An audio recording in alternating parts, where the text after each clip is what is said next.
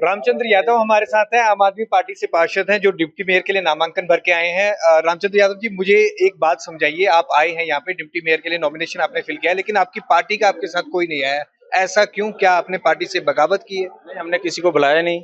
हम तो अकेले आए हैं। मैं हिमाचल था, वहां से आया, तो उसके बाद मैंने नॉमिनेशन किया। मतलब अकेले क्यों आए हैं, वही हम समझना चाह रहे थे। क्या आपने डिप्टी मेयर का पद मांगा था आम आदमी पार्टी से, जो आपको नहीं मिला, इसलिए आप अकेले? हमें लग रहा था कि हमारे को कैंडिडेट घोषित करेंगे वो, लेकिन उन्होंने नहीं किया। अब उनको लग रहा होगा कि दूसरा जीत जाएगा, उन पे ज्यादा कॉन्फिडेंस होगा, उनको रामचंद्र पे कम होगा। या हो सकता है रामचंद्र के पास उतना सामर्थ्य नहीं हो कि वो कैंडिडेट बनने लायक हो। कुछ ना कुछ तो उन्होंने घोड़ा गणित बैठाया होगा कि रामचंद्र के पास उतनी पावर नहीं है कि भाई वो बना लेगा।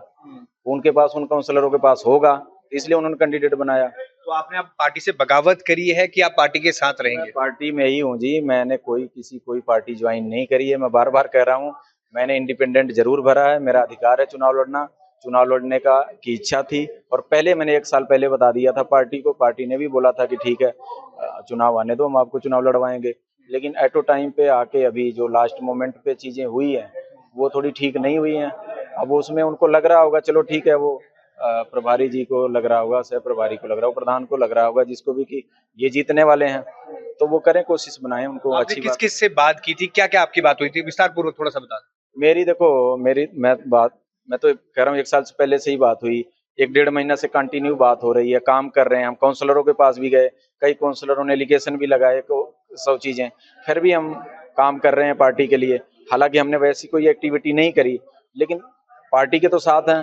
हर हर देखो, हर काउंसलर के अपने प्रयास करता है कि अपने पार्टी के साथ रहे, अपने पार्टी के साथ जुड़े। तो हमने भी वही प्रयास किया, तो हम पार्टी के साथ हैं। हमने कौन सी रामचंद्र एक्टिविटी। जी, आपके आने से पहले कांग्रेस ने नॉमिनेशन भरा है और पहले ही ये बात चल रही थी कि रामचंद्र यादव बीजेपी में जा रहे हैं। पहले से ही यहाँ पर ये बातचीत हो रही थी, अफवाहें उड़ रही थी। अफवाहें तो बहुत कुछ उड़ती हैं। अफवाह तो कई तो कह रहे हैं कि JW मैरियट में मीटिंग हुई है, जबकि मेरी लोकेशन, मेरी कोई फुटेज हो तो दिखाओ कि भाई यहाँ पे मीटिंग हुई है ना। सबके सामने पता चलना चाहिए शहर को। मैं तो आज भी कहता हूँ, सीना ठोक के मैं सच्चा हूँ। मैंने कोई लोभ लालच में कोई बिका, किसी से कोई पैसे लिए, कोई पद लिया? हाँ, मेरा इच्छा थी चुनाव लड़ने का, वो मैं लड़ा। वो मेरा अधिकार भी है। तो आप किसको जिताएंगे मेयर पद के लिए? आप किसको जिताएंगे? आम आदमी पार्टी के कैंडिडेट को ही वोट पाएंगे? सारे कैंडिडेट होने दो, जो कैंडिडेट अच्छा होगा उसको वोट दिया जाएगा। मतलब ये तो फिर बगावत ही होगी ना। आप अपनी तरफ से अब कैंडिडेट देखेंगे, अब 3 कैंडिडेट होंगे, आप उसमें से देखोगे जो अच्छा लगेगा उसको वोट करेंगे। शहर के लिए विकास करे, शहर के लिए जो विकास करेगा, जो शहर का काम करेगा, वार्ड के काम करेगा, जो वार्डों के काम अटके हैं, जो लगेगा वो ठीक है। हो सकता है डिप्टी मेयर भी मेरे से कोई किसी को, काउंसलरों को लगे कि बढ़िया है काम करने वाला, उसको जिता दें, उसके फेवर में लोग हाथ उठाएं। अगर उनको लगेगा कि रामचंद्र ठीक नहीं है तो उनको जिताएंगे, उनको लगेगा रामचंद्र ठीक है तो मुझे वोट देंगे। ये तो काउंसलरों ने तय करना ना जी। तो अभी आम आदमी पार्टी में आपको क्या लग रहा है कि ये सब कुछ ठीक नहीं चल रहा है, और पिछले काफी टाइम से लग रहा था? देखो, अब आप, मेरी तो ये हमेशा मांग रही है ना कि कभी भी अगर आप कहते हो मैं सच्चा हूं, तो सच्चा बन के दिखाओ।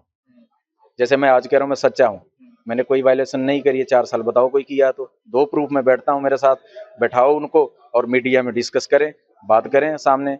लेकिन अगर आप अच्छे हो तो अच्छाई दिखानी भी चाहिए। आपके 3 लोगों ने वोट क्रॉस किया, उनको सबसे पहले पार्टी से बाहर निकालो, तब शहर के लोग कहेंगे आप अच्छे हो, आपकी इमेज अच्छी बनेगी। आप चोर तो घर में बैठा रखे हो, उन्होंने लूट करनी है करनी है।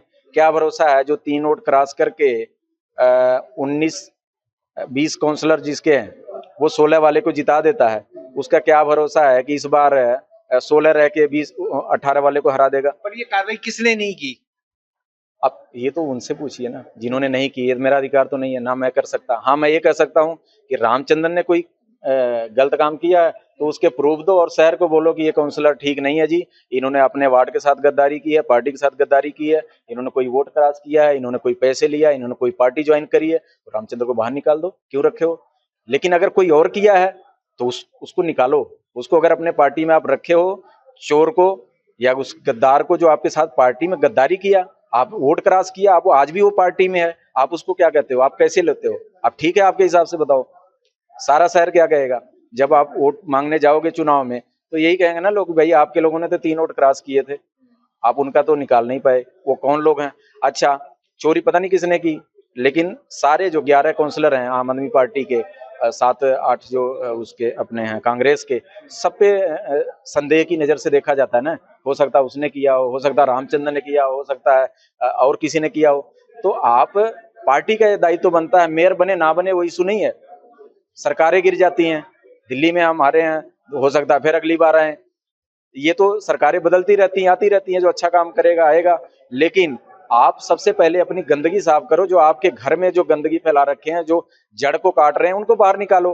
क्या भरोसा है कि कल वोट क्रॉस नहीं करेंगे, आप बताओ। और आम आदमी पार्टी से पार्षद है रामचंद्र यादव, जिन्होंने निर्दलीय उम्मीदवार के तौर पर डिप्टी मेयर पद के लिए नामांकन भरा है। हालांकि वो साफ साफ कह रहे हैं, ये भी कहते हुए नजर आ रहे हैं कि उन्होंने आम आदमी पार्टी अभी छोड़ी नहीं है। 9 के लिए भगवत सिंह के